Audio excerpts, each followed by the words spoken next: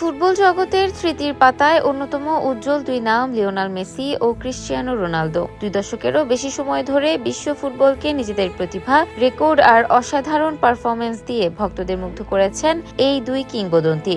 তবে সময়ের নিয়মে প্রতিটি গল্পেরই একটি শেষ অধ্যায় থাকে, আর এই দুই কিংবদন্তির সেই শেষ অধ্যায়ের মঞ্চ হতে যাচ্ছে 2026 ফিফা বিশ্বকাপ।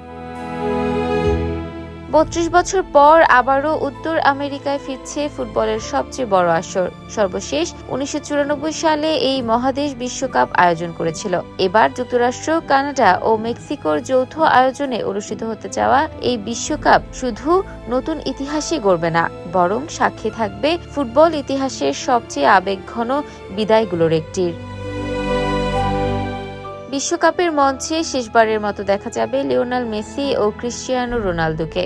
আর্জেন্টিনার অধিনায়ক মেসির বয়স তখন 39-এর কাছাকাছি হবে, আর পর্তুগালের নেতা রোনালদো পেরিয়ে যাবেন 41 বছর। তবুও তাদের উপস্থিতি বিশ্বকাপকে এনে দেবে ভিন্ন মাত্রা।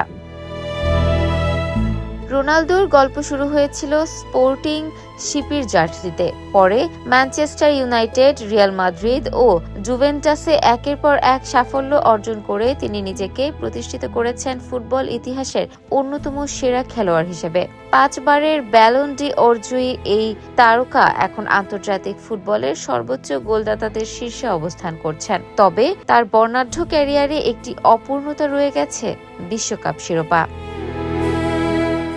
অন্যদিকে লিওনেল মেসি প্রায় 2 দশক ধরে ফুটবল প্রেমীদের মুগ্ধ করে চলেছেন তার জাদুকরী ফুটবলে। বার্সেলোনা থেকে পিএসজি, এরপর ইন্টার মায়ামি, সবখানেই তিনি রেখে গেছেন সাফল্যের ছাপ। 2022 সালে কাতার বিশ্বকাপ জিতে নিজের সবচেয়ে বড় স্বপ্ন পূরণ করেছেন এবং আর্জেন্টিনাকে এনে দিয়েছেন বিশ্বসেরার মুকুট।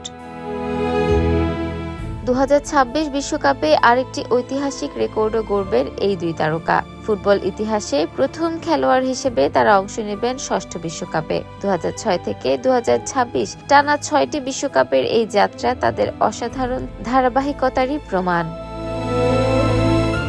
হয়তো এবার আর ট্রফি নয়, রেকর্ড নয়, ব্যক্তিগত অর্জনও নয়, বরং এবারের বিশ্বকাপ তাদের জন্য স্মৃতি তৈরির শেষ সুযোগ হবে। কোটি ভক্তের চোখে এটি হবে দুই কিংবদন্তির শেষ বিশ্বকাপ, শেষ লড়াই, শেষ আবেগ। ফুটবলের ভাষায় এটি হবে মেসি ও রোনালদোর সেই বহুল প্রতীক্ষিত লাস্ট ড্যান্স, একটি বিদায় যা ফুটবল বিশ্ব কোনোদিন ভুলতে পারবে না।